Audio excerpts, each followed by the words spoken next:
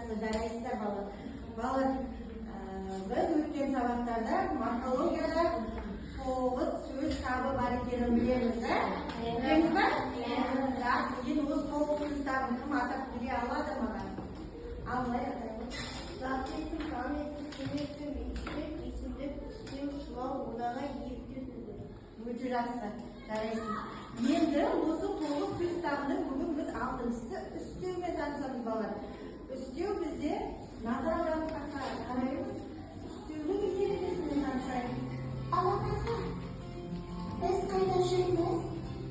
Біз үстеу әлеміндеміз. Қара.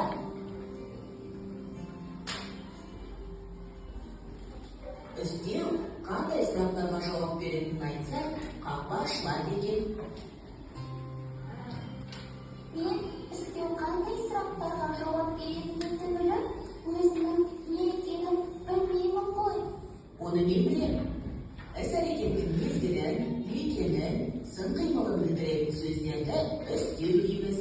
Мысалы, кеше, биыл, ілгері, төмен, тез, әрі. Ол қайда, қашан, қалай деген сұрақтарға жауап береді. Аға, қараңыз, қақпа ашылды. Жақсы балалар. Үстеудің не екенін түсіндік па? Бізде үстеу іс-әрекеттің несін білдіреді? Сын қимылы білдіретін айтасыңдар. Некенін білдіретін болса, егер оған қайда деген сұрақ қоямыз. Қайталаңдаршы? Қайда? Ал егер мезгілді білдіретін болса? Қашан? Сын қимылды білдіретін жағдайда? Қалай деген сұрақ қойылады. Өте жақсы, жарайсыздар. Ендеше балалар, бүгінгі жаңа тақырып сіздерге түсінікті болса, дәптерлерімізді ашып, күндік жазып жазайық.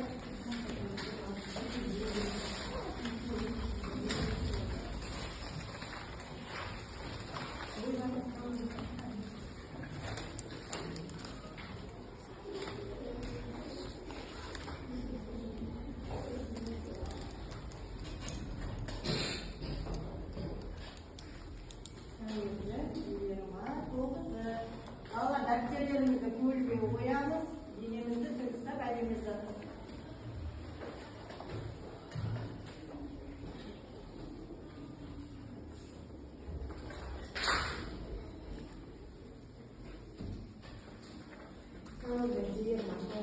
Үстеу.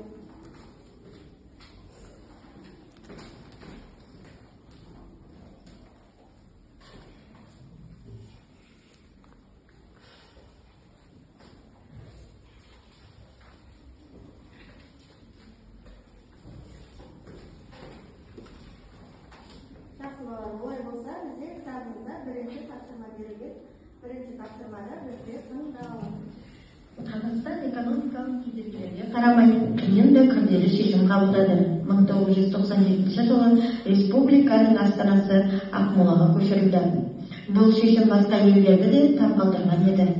Аз ғана уақыттың ішінде бұрынғы провинциалдық қала адам танымастай өзгерді. Есілді бойлай президент сарайы, парламент ғимараты, хан шатыр, бейбітшілік пен келісім сарайы, алау мұз айдыны сарайы, көп қабатты тұрғын үйлер мен ғимараттар жаңаша бой көтерді. Қазақ хандығының негізін салушылар Керей мен Жәнібек хандардың, қазақтың 3 атақты биі Төле би, Қазбек би, Әйтеке бидің ескерткіштері халқын болашаққа бастағандай бейнеленген. Аспанға атылған ақ барыс мүсіні жас Қазақстанның 21 ғасырдағы жарқын да бақытты болашағының символындай елестейді. Астанамыздың Нұр-Сұлтан қаласының болашағы әлі алда. Ол болашақтың қаласы. Жақсы балалар.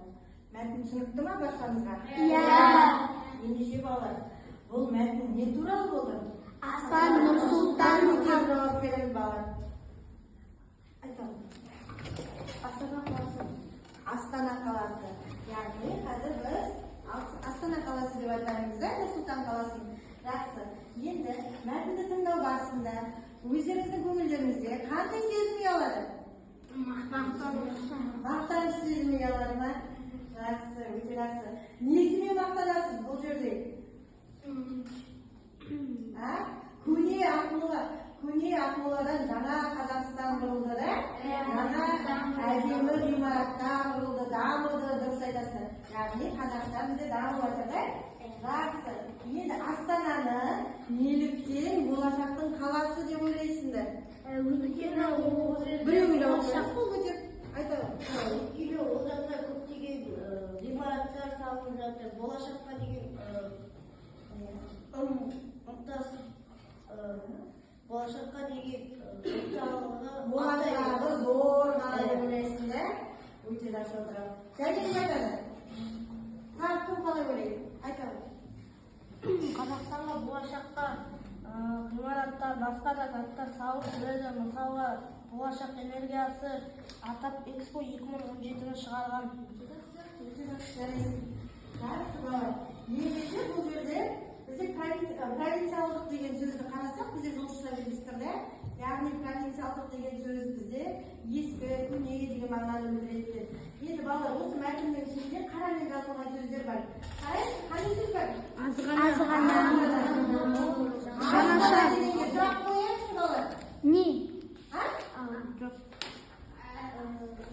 Аз ғана уақыттың ішінде.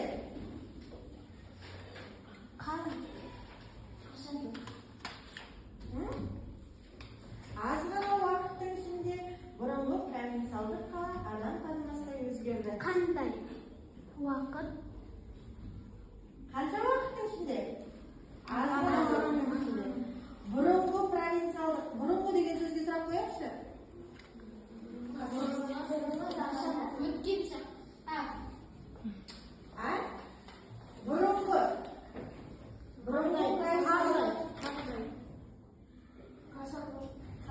иә. Жаңаша бой көтерді. Жаңаша қалай бой көтерді? Жаңаша бой көтерді. Яғни бұл жердегі қалай деген сұрақ бізде бүгінгі істеудің сұрағы да? Жақсы. Енді олай болса балалар, дәптерімізге екінші жаттығуды орындайық. Екінші жаттығу.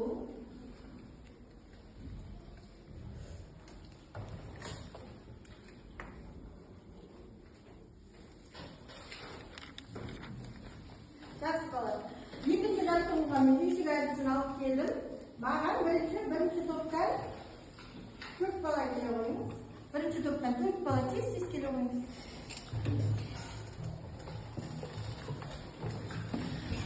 Үйшік әдісін түсіндірмесек, 2 бала үйшік болып тұрамыз ғой. 2 бала үйшік болып тұрамыз келе қойыңыз. Бір оқушы тақтаға жазасыз. Жазамын, сен тақтаға жазасың.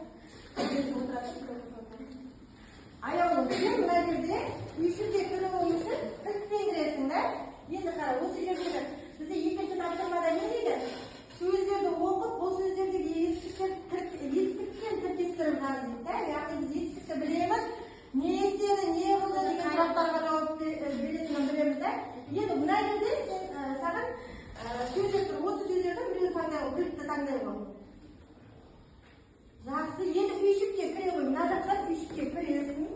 Үйшікке кір, саған түскен сөзді оқып, етістікпен тіркестіріп, үйшіктен шығып кетесің. Күндіз. Иә. Күндіз не істеді? Күндіз ойнады. Жақсы, тақтаға жазауы, күндіз ойнады. Келе ғой, келе ғой. Келесі, тағы бір оқушы келе ғой. Тесетеміз балар.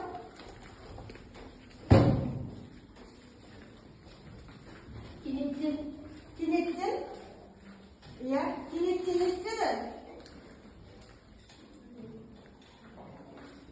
Кім көмектеседі? Кенеттен келді. Кенеттен келді. Жақсы, жаза ғой. Кенеттен келді. Кішкентай басты. Шарт жазамыз. Кенеттен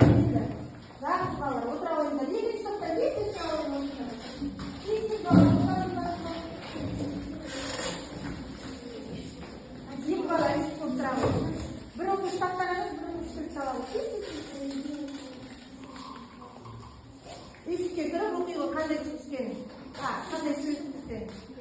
жоғары Жоғары. Етістікпен тіркестіргенде? жоғары қойды. Жоғары қойды. Жақсы. Өте жақсы.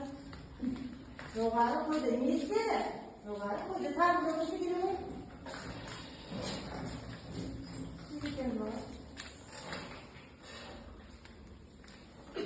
Жоғары. Қайтадан жазып отырамыз дәптерімізге. Қайтадан оқи ғой. алда келді. Алда келді. Не істеді? Келді. Жақсы, өте жақсы. Жақсы, келесі топтан. Тақтада жазылған дәптерімізге жазып отырамыз балалар.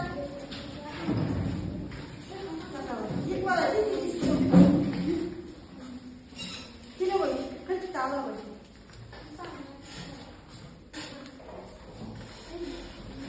жорта жөнелді. Жорта жөнелді. Өте жақсы. Жорта жөнелді. Тағы бір келе ғой.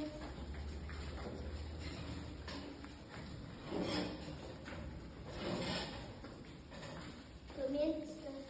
Төмен түсті. Өте жақсы нәрес. Төмен түсті деп жатамыз. Тағы бір оқушы бар ма? Келе ғой. Кел, үшінші топтан тағы бір оқушы келе ғой. Төмен түсті. Қате ұстаймыз дәптерімізге. Денемізді кеп ұстаймыз.